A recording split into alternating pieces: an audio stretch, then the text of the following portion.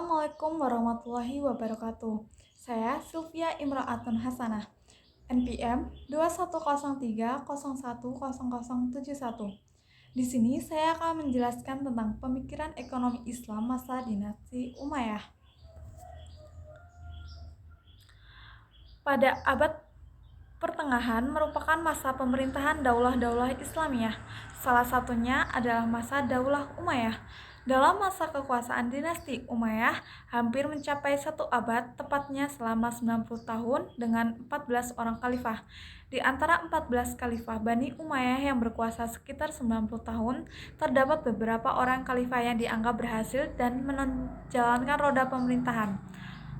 Adapun nama-nama khalifah yang menonjol karena prestasinya adalah Muawiyah bin Abi Sufyan, Abdul Malik bin Marwan, Al-Walid bin Abdul Malik, Umar bin Abdul Aziz, dan Hisam bin Abdul Malik. Pembahasan yang pertama, sejarah pemerintahan Bani Umayyah.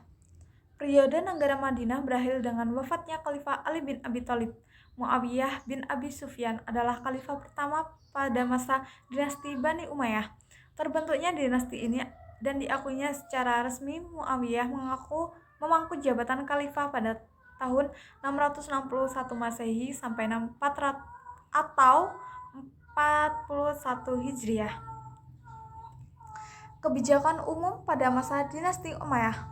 Pada masa pemerintahan Umayyah berada di tangan Khalifah Abdul Malik bin Marwan lebih kurang 12 tahun, kondisi dinasti Umayyah relatif stabil dengan adanya kerjasama yang baik antara Abd al-Malik bin al-Hajj. Ini menghasilkan pemerintahan yang kuat. Upaya pembangunan prasarana menjadikan pertanian dan industri kulit dapat berkembang dengan pesat. Yang ketiga, pemikiran dari khalifah pada masa dinasti Umayyah. Yang pertama, Muawiyah bin Abu Sufyan. Beberapa pemikiran beliau di bidang ekonomi diantaranya: 1. Mengembangkan jabatan qadhi atau hakim sebagai jabatan profesional. 2. Menerapkan kebijakan pemberian gaji tetap kepada para tentara. 3. Mampu membangun sebuah masyarakat muslim yang tertata rapi sebagai syarat kondusifnya dalam berekonomi. Yang kedua, Abdul Malik bin Marwan. Pemikiran beliau di bidang ekonomi diantaranya: 1. Menjatuhkan hukuman taksir kepada mereka yang mencetak mata uang di luar percetakan negara, dengan melakukan berbagai pembenahan administrasi pemerintahan dan memberlakukan bahasa Arab sebagai bahasa resmi administrasi pemerintahan Islam. 2. Mengembangkan pemikiran yang serius terhadap penerbitan dan pengaturan uang dalam masyarakat Islam sebagai bentuk upaya penolakan atas pemerintahan pihak Romawi agar Khalifah Abdul Malik bin Marwan hapuskan kalimat Bismillahirrahmanirrahim dari mata uang yang berlaku pada saat itu. Yang ketiga, Umar bin Abdul Aziz. Pemikiran beliau di bidang ekonomi diantaranya: 1. Melakukan selama berkuasa, beliau juga tidak mengambil sepeser pun dari Baitul Mal termasuk pendapatan fa'il yang menjadi haknya. 2. Menghapus pajak terhadap kaum muslimin, mengurangi beban pajak kaum Nasrani, membuat aturan takaran dan timbangan, membasmi kerja paksa. 3. Kembalinya syariat Islam dengan semua ketinggalannya serta kesempurnaannya untuk mewarnai seluruh aspek kehidupan. 4. Dalam melakukan berbagai kebijakan, Khalifah Umar bin Abdul Aziz lebih bersifat melindungi dan meningkatkan taraf hidup masyarakat secara keseluruhan. Pembahasan yang keempat, pemikiran dari para ulama dan fuqaha pada masa dinasti Umayyah. Yang pertama, Zaid bin Ali. Pemikiran dari pandangan beliau adalah membolehkan penjualan suatu komoditi secara kredit dengan harga yang lebih tinggi dari harga tunai. Yang kedua, Abu Hanifah. 1. Tidak membolehkan pembagian hasil panen atau muzarah dalam kasus tanah yang tidak menghasilkan guna melindungi menggarap yang umumnya adalah orang lemah. 2. Mempunyai perhatian terhadap kaum yang lemah, pemberlakuan zakat atas perhiasan dan membebaskan pemilik harta yang dililit hutang yang tidak sanggup menebusnya dan kewajiban membayar zakat. 3. Memberi koreksi dan penyempurnaan terhadap akad transaksi salam yang populer pada saat itu. 4. Memberikan sumbangan tentang aturan-aturan yang menjamin pelaksanaan permainan yang adil dalam transaksi marabahah dan transaksi lain yang sejenis. 3. Al-Waza'i. Pemikiran beliau di bidang ekonomi diantaranya 1. Menggunakan pendekatan yang lebih fleksibel. 2. Membenarkan kebebasan dalam kontrak, memfasilitasi orang-orang yang dalam bertransaksi mereka.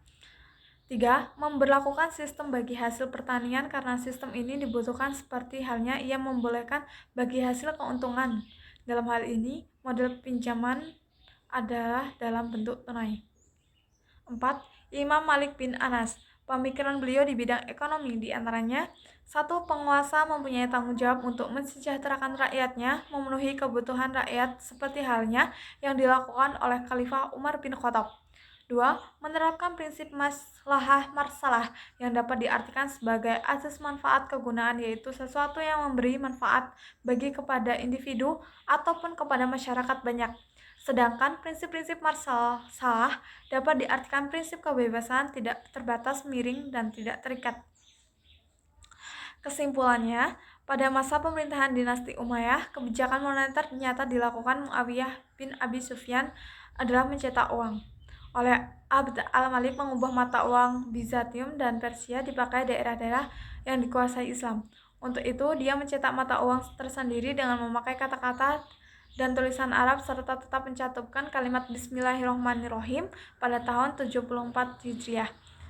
Pada awal diangkatnya Umar bin Abdul Aziz sebagai khalifah, tindakan pertama yang beliau lakukan adalah mengumpulkan seluruh rakyat, lalu mengumumkan serta menyerahkan seluruh harta kekayaan pribadi dan keluarganya Bani Umayyah yang diperoleh secara tidak wajar kepada Baitul Mal. Dia memutus semua pemberian yang dulu diberikan kepada Bani Umayyah dari Baitul Mal dan memberikan hak yang sama dengan orang-orang lain. Di bidang pertanian, Khalifah Umar melarang penjualan tanah garapan agar tidak ada penguasaan lahan dan memberikan kebebasan pengelolaan zakat dan pajak sendiri-sendiri serta tidak diharuskan menyerahkan upeti kepada pemerintahan pusat. Pada masa-masa pemerintahannya, sumber-sumber pemasukan negara berasal dari zakat, ghanimah, atau harta rampasan perang. Pada pajak penghasilan pertanian diterapkan setelah khalifah berkuasa beberapa saat karena awal pemerintahannya situasi kondisi perekonomian belum kondusif serta kekuasaan khalifah sebelumnya. Sekian dari saya akhiri. Wassalamualaikum warahmatullahi wabarakatuh.